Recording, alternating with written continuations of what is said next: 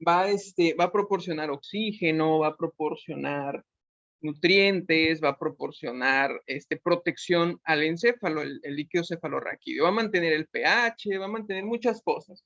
¿Sí? Es un tejido muy similar a la sangre, pero sin las propiedades de la sangre, pero va a ser algo muy similar, ¿va? Entonces, ese líquido cefalorraquídeo va a ocupar un espacio que va a generar una presión, ¿sale? Ese es uno. Dos, la masa como tal, el cerebro va a ocupar una presión.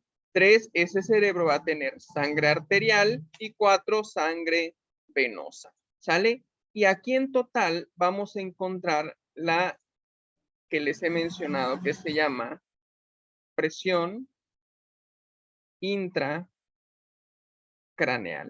Todo esto que naturalmente Diosito nos dejó dentro del cráneo genera una presión intracraneal normal, ¿sale? Que es de aproximadamente 15 milímetros de mercurio. ¿Va? Sí, sí queda claro la explicación de presión intracraneal. Sí. Sí, bueno. Ahora, vámonos para acá. Recuerda, líquido cefalorraquídeo en las meníngeas y en las cisternas. Encéfalo, que es toda la Sonaba su masa voz que como tipo tenemos. robótico. ¿Cómo? ¿Cómo? Sonaba su voz como tipo robótico. Ok, el internet.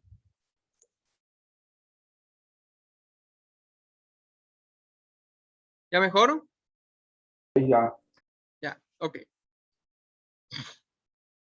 Entonces, líquido cefalorraquídeo, no olvidemos esto.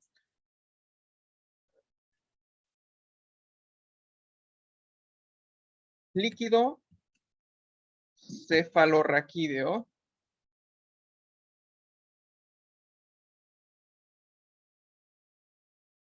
encéfalo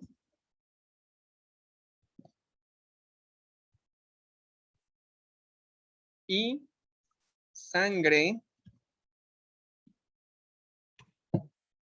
y venosa. ¿Sale? Estos cuatro elementos generan presión intracraneal. ¿Sí? Y lo más importante de esto, Marroquín, es que todo ocupa un lugar en el espacio. ¿Va? Y que no hay lugar para otra cosa allá adentro. ¿Sí me explicó? Es el punto. No hay lugar para nada más allá adentro. Y de ahí viene la doctrina Monroy-Kelly. ¿Va? Ya está Karen con audio otra vez. Muy bien.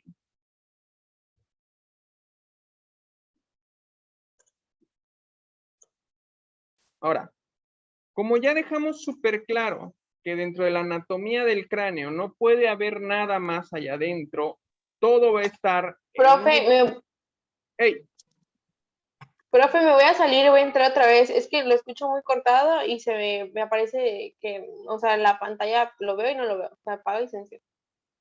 ok. Por favor, gracias.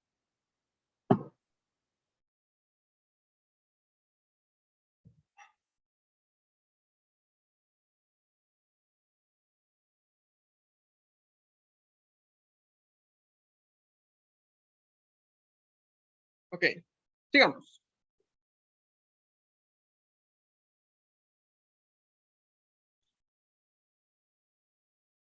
Entonces, mientras que dentro del cerebro esté todo bien y todo bien acomodado y no exista nada, absolutamente nada más, vamos a tener una presión intracraneal normal. El problema viene cuando existe algo más allá adentro. ¿Qué cosa puede haber de más allá adentro, Marroquín? Un hematoma. Un hematoma. El hematoma es un coágulo de sangre, ¿sale? Recuerda que si bien hay sangre dentro de el encéfalo, es dentro de los vasos sanguíneos. Por lo tanto, si la sangre se sale de los vasos sanguíneos, se va a llamar hematoma. ¿Qué otra cosa se puede aparecer allá adentro?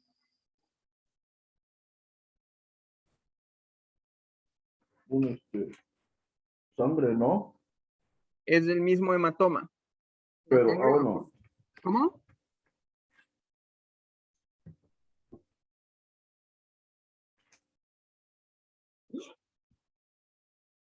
¿Qué pasa cuando te golpeas la mano, te machucas la mano? Moretón, chipote. Moretón, ¿y qué otra cosa?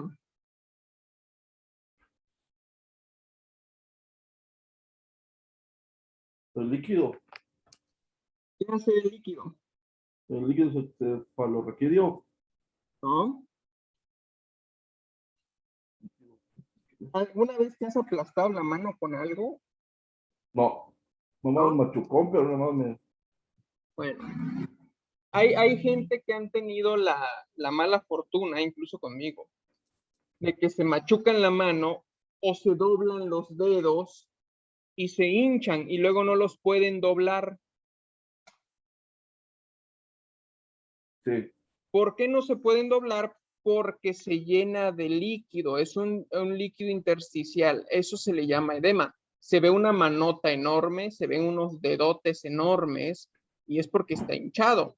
No te creció la mano, hubo un edema allá adentro y hace que el tejido se distienda, se vuelva más grande. Eso también afecta. ¿Sale? Ok. Entonces, cuando hay alguno de ellos dos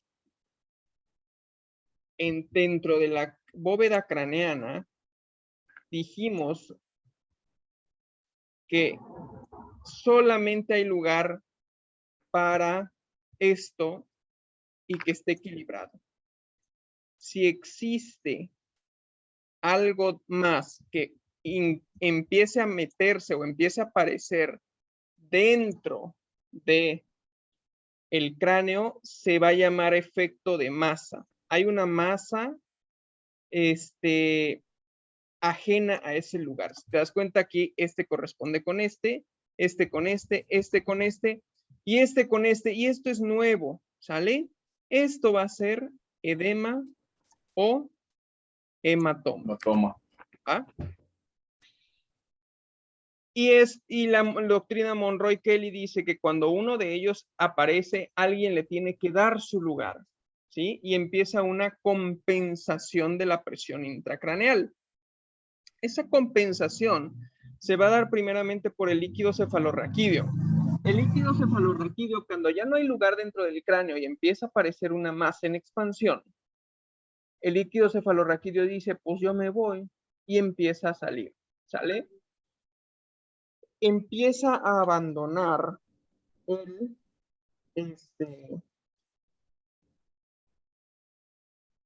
empieza a abandonar el espacio intracraneal, ¿va? Hasta ahí no hay ningún problema. Hasta ahí se compensa, ¿sale?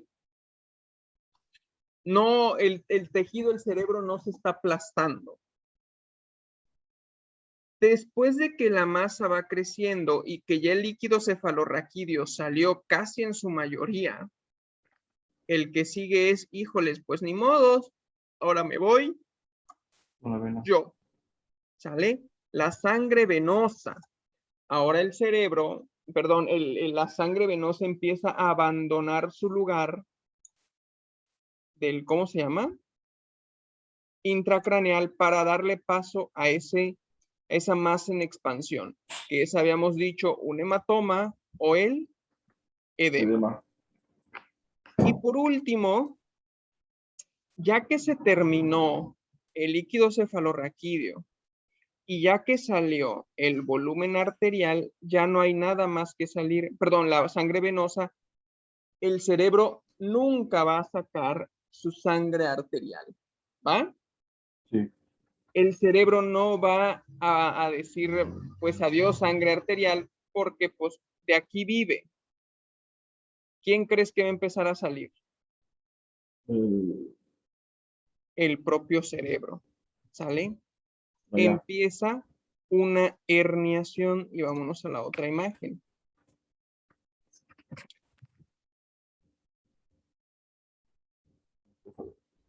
¿Ya la ves? Ahí está. Ya. Entonces, recuerda que el cerebro, el cráneo está aquí, ¿va? Sí. Y esta es su única salida, ¿sale? Cuando ya la masa en expansión llegó, desplazó el líquido cefalorraquídeo, vamos a suponer un hematoma subdural, acá, bastante amplio, bastante grueso, ¿sale? Y tenemos sangre y vamos a poner el edema con color azulito.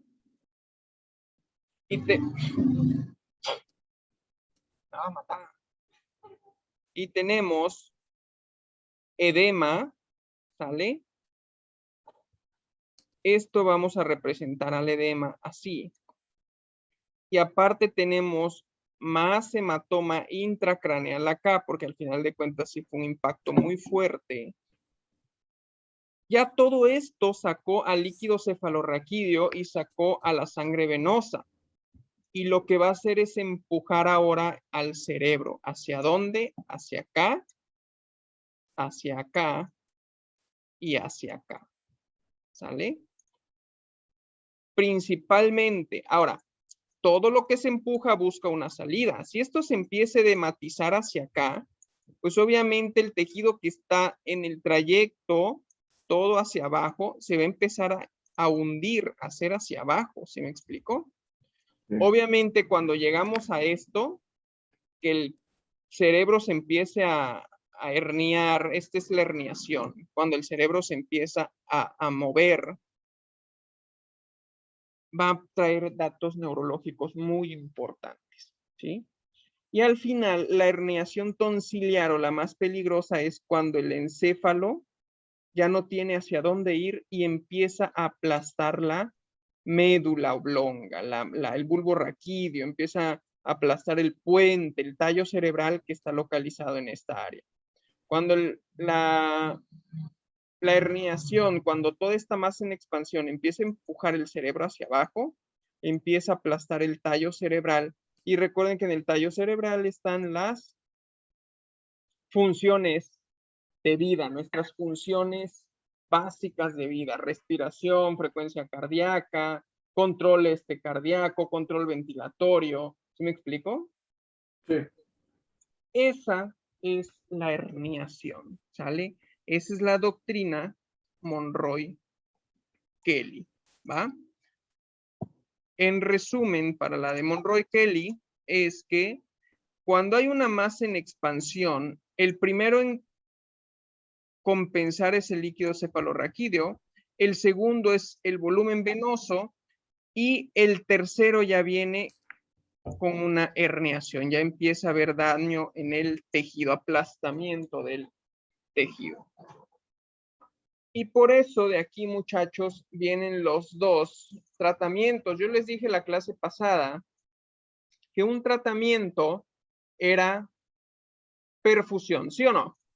Sí. ¿Por qué? Porque la perfusión le va a permitir al cerebro mantenerse oxigenado, ¿va? Este cuate le sigue llegando volumen arterial y se va a mantener oxigenado. El cerebro jamás va a sacar su volumen arterial.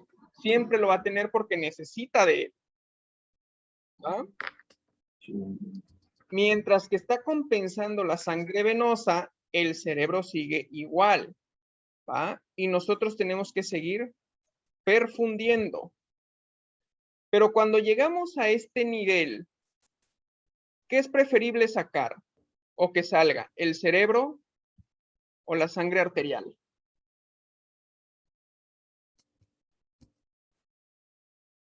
Pues hay que saber el cerebro, ¿no? Pues si sale al cerebro y después le quieres echar sangre, ¿a qué le pones sangre? No, sí, también. Digo, la sangre. ¿Ah? La sangre. Exacto. Entonces, yo lo que voy a hacer, como esto no lo podemos sacar obviamente del cerebro, lo que voy a hacer es disminuir la entrada de esta sangre. ¿Y cómo lo hago? Hiperventilando. ¿Sale? Si yo hiperventilo, voy a hacer que esto llegue menos y que esta masa siga creciendo, pero que tenga espacio del volumen arterial y que no me aplaste el cerebro.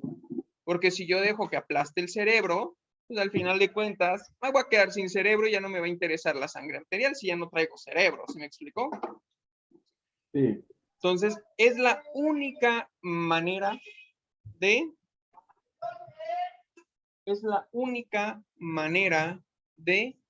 hiperventilar cuando yo estoy en este nivel. ¿Vale? Mientras que yo esté acá no hiperventilo. Yo cuando llegue a este nivel es que le tengo que ayudar al cerebro a generar un pedacito más de espacio para que esta masa no lo termine aplastando. ¿Va? El otro día, chicos, un licenciado, el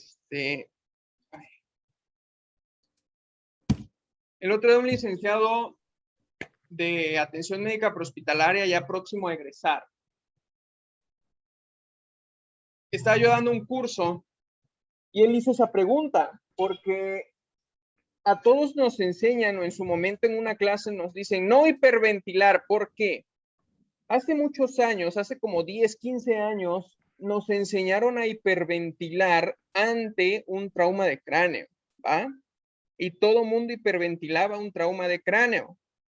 Y se dieron cuenta que fundían el cerebro antes de tiempo. Y luego dijeron, no, ya no hiperventilen el trauma de cráneo, y ya no lo hiperventilen, y ya no lo hiperventilen. Curiosamente, este compañerito, pues le puso atención a esa clase y aprendió a no hiperventilar. Y cuando yo le digo, sí hay que hiperventilar, pues empieza el debate bien, bien padre, ¿no? Empieza el debate a que sí hay que hiperventilar y no hay que hiperventilar. Y ahí viene el por qué. Y lo expliqué así. Aquí no hiperventilas. ¿Va? Ajá. Aquí sí hiperventilas. ¿Por qué? Porque vas a hacer esto, sacar esto o dejar que no llegue, dejar que llegue menos sangre arterial para darle más espacio al cerebro. ¿Va? Y la respuesta es simple. Si yo aplasto el cerebro, no hay más cerebro y no va a haber jamás más cerebro. En cambio, si yo lo pongo a sufrir un poquito sin oxígeno y glucosa, porque al final de cuentas sí le va a estar llegando oxígeno y glucosa, pero lo va a sufrir, chance y le salvo el cerebro y más adelante recuperamos su, ¿cómo se llama? Recuperamos su perfusión y su aporte de oxígeno, ¿va? Obviamente esta persona va a quedar tocadita, va a quedar mal porque pues, tenía una masa en expansión y se estaba aplastando el cerebro. Va a quedar con muchas secuelas, pero no se va a morir gracias a que le diste un poquito más de espacio. Si tú no le hubieras dado espacio, este cerebro se aplasta y ya no sale del hospital. ¿Sí me explico?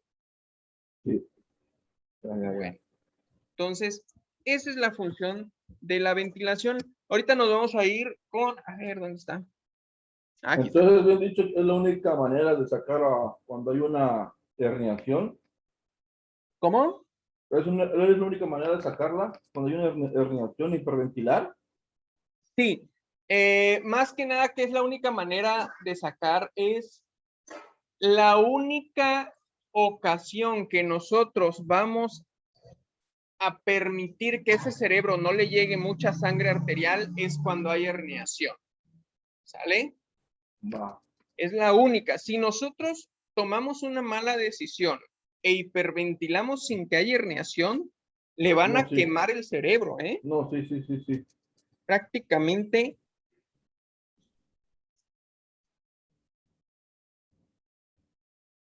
prácticamente le estamos quitando oxígeno al cerebro, ¿va? De una manera gradual, no es totalmente quitarle todo. Le vamos a restar el oxígeno. Vaya, es como si tú te estuvieras muriendo de sed y en lugar de darte 1 litro de agua te diéramos medio litro, un poquito menos. Al final de cuentas vas a tomar agua, no vas a saciar tu sed, no te vas a hidratar, pero tampoco te vas a morir de sed. ¿Sí me explico? Sí. Así merito.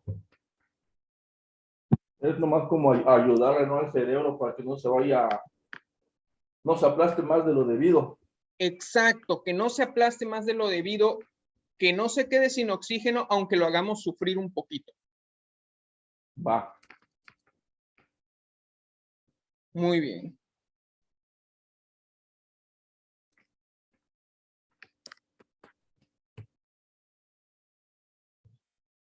Muy bien, muy bien, muy bien. Ahora, esto es parte de anatomía y de fisiología, ¿sale? Lo que quiero que aprendan ahorita se los voy a dar. Todo esto, léanlo, realmente estudienlo, váyanlo estudiando poco a poquito. Es un tema muy amplio, sinceramente sí es bastante, es muy amplio. Y está muy padre, pero cuesta mucho. Así que váyanse aprendiendo por lo menos lo que van viendo aquí en la cosa esta. Bueno. Herniaciones. La herniación no hace falta que identifiquemos, yo les apuesto que ni siquiera yo podría identificar una herniación, nada más lo sé, ahora sí que porque he leído, no porque lo tenga visto, y no es de interés identificar una herniación o qué tipo de herniación tiene, ¿sale? No nos interesa.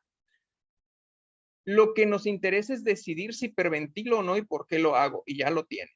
Ahora, herniación. Hay algo que se llama supratentorial e infratentorial. El tentorio del cerebro es la dura madre que divide en lóbulos y en secciones al cerebro, ¿sale? O al encéfalo. Recuerden, esto es tallo cerebral. Aquí tenemos al diencéfalo. Vamos a tener al mesencéfalo. Y vamos a tener, bueno, lo voy a poner con color para que se vea más nice. Tallo cerebral en rojo porque es lo que nos mantiene más que nada con vida. El diencéfalo. El mesencéfalo.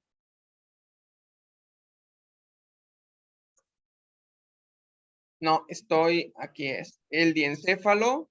El cerebelo, que está en la parte de atrás. Y el cerebro, porque el mesencéfalo está aquí adentro del encéfalo. Y el cerebro. ¿Va? ¿Hasta ahí vamos bien? Son las 4 áreas del encéfalo. ¿Sí vamos bien? Sí. Muy bien. Aquí viene algo muy importante. Recuerden que todo lo que tenemos someramente dentro de la cabeza se llama encéfalo, no cerebro. El cerebro es la parte de masa que tenemos sobre todo de integración, lo que nos hace inteligente, lo que nos hace la capacidad de tener lectura, comprensión, imaginación, etcétera, etcétera, etcétera, etcétera. Eso es el cerebro. El diencéfalo es lo que nos hace tener características específicas, coordina el movimiento y características básicas, coordina el movimiento, coordina el metabolismo, coordina funciones básicas, funciones glandulares, funciones químicas, todo eso lo hace el diencéfalo. Y el tallo cerebral, funciones de vida, ¿va? Frecuencia cardíaca, frecuencia respiratoria, el despertar, el estado de conciencia, todo eso lo vamos a tener en el diencéfalo, en el tronco encefálico. Y el cerebelo es un órgano, parte del encéfalo, que nos va a ayudar a limpiar, a coordinar y a tener sensación, percepción, propiocepción, ¿sí? el cerebelo limpia los movimientos y hace que sean coordinados, ¿va? Por ejemplo, una persona que baila, un bailarín profesional, un músico tiene desarrolladas estas áreas cerebrales, sobre todo cerebelo y cerebro. ¿Por qué? Porque de ahí vienen la coordinación de sus movimientos y el arte. Entonces, esas son las áreas del cerebro, ¿va? También les hablé de aquí está. También les hablé de la dura madre. La dura madre va a cubrir todo el encéfalo, pero va a generar unos surcos, unas entradas, y una de ellas es esta, que se le llama la hoz del cerebro, que va a dividir el lóbulo izquierdo y el lóbulo derecho, ¿sale? Y la otra se le va a llamar tentorio, ¿va? Que va a dividir entre el cerebro y cerebelo. Estos son extensiones de dura madre, ¿va? Y aquí ya encontramos la palabra tentorial. El tentorio es esta dura madre que divide al encéfalo y también se le llama tienda del cerebelo. ¿Por qué? Porque divide al encéfalo del cerebelo. ¿Vamos bien hasta ahí? Sí, como digo que se llamaba la segunda parte al lado de la hoz. Esta es la hoz del cerebro. Sí, la otra parte. Tentorio. ¿Esta? No, la de arriba, la que cubre el lado izquierdo. ¿Esta? Esa. Esta es dura madre. Pero ¿cómo se llamaba el tentorio, digo? Sí, aquí mira. ¿Tentorial? Se le dice tentorial porque pertenece al tentorio. Aquí está, mira. Sí, ya. Este es el tentorio. ¿Sí? Sí. Muy bien.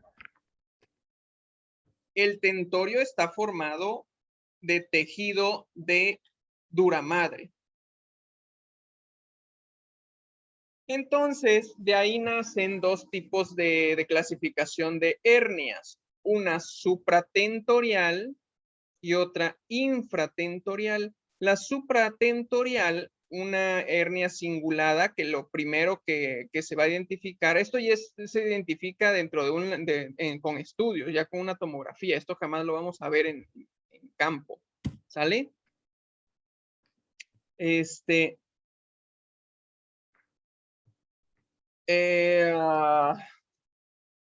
Va a haber desviación de la hoz del cerebro, va a haber compresión de lo que son los tejidos cerebrales, va a haber disminución del flujo, va a haber hemiparesia contralateral, porque vienen datos de decusación, datos bastante complejos.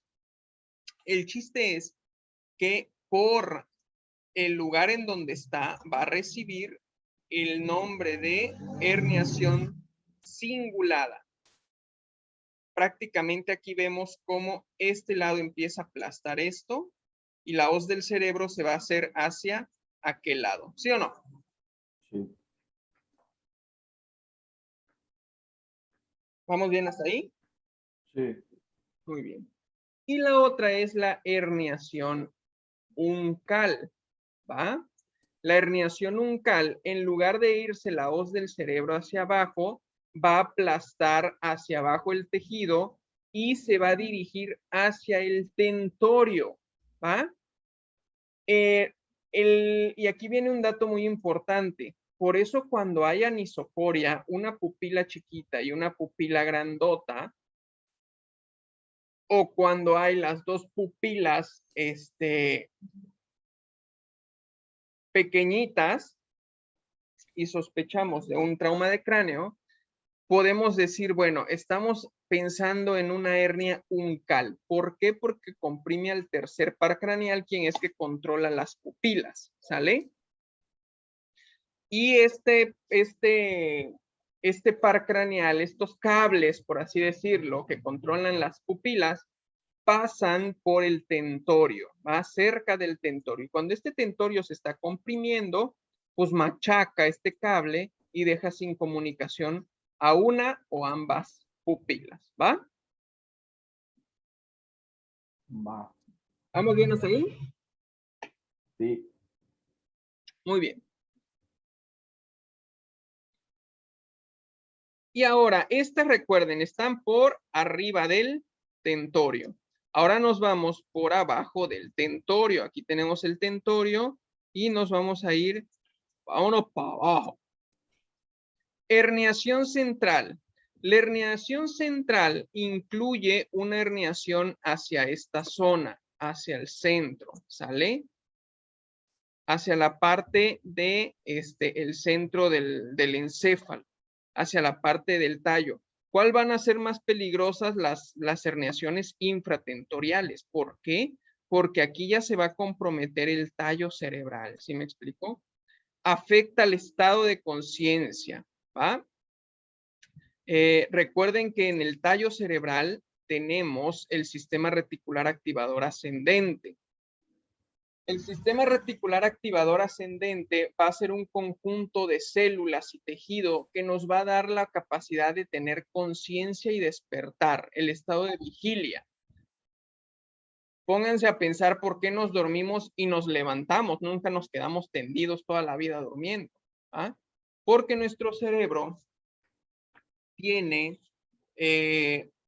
¿cómo les diré?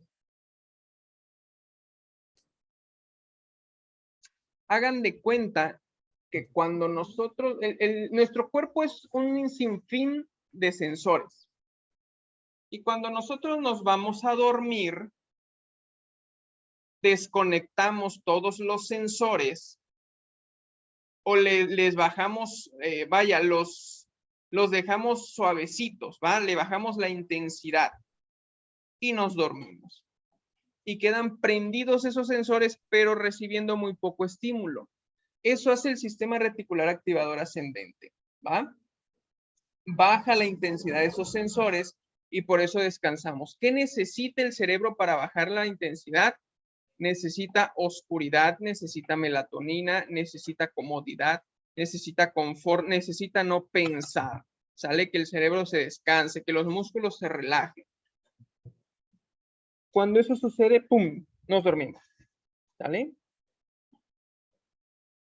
¿Qué sensores sí funcionan en el, ¿cómo se llama? En el sistema reticular activador ascendente? Funcionan sensores del tacto, sensores del oído y sensores de la vista. Los sensores de olor no funcionan, ¿va? No hay conexión entre el SARA y la nariz, ¿sale? Por eso no sé si se han dado cuenta que si se meten a un cuarto oscuro o si su habitación es muy oscura, tiene aire acondicionado, está fresco, está agradable y está aislada de ruido, duermen más, ¿sí o no? Sí. En cambio, si ustedes se duermen cerca de donde hay ruido, cerca con mucha iluminación, con vibración o algo, van a dormir muy poco, van a descansar muy poco. ¿Sí me explico? ¿Por qué? Porque los sensores quedan encendidos, pero quedan suavecitos. Al final de cuentas van a detectar ese movimiento y van a activar el sistema reticular activador ascendente y eso va a hacer que se despierte y haya vigilia. Y por otra parte, si ustedes reciben un buen susto, ¿se les espanta el sueño? Sí. Bueno, a mí sí. Claro que si cualquiera, si ustedes reciben un susto, se les espanta el sueño. ¿Por qué? Porque el sistema reticular activador ascendente incrementó su vigilia. La adrenalina hace eso también. La adrenalina pone a trabajar muchísimo el sistema reticular activador. Queda, ¿cómo se llama? Alerta, ¿sale? Entonces, ahí está, todo esto está, todas estas estructuras anatómicas están aquí, en el tallo cerebral, en el tronco encefálico, ¿va? Ahí también se encuentra el bulbo raquídeo, que es el centro de la respiración, ¿sí? Ahí también se encuentra la comunicación entre el encéfalo y los movimientos, una decusación piramidal que va a estar luego va uniéndose la médula al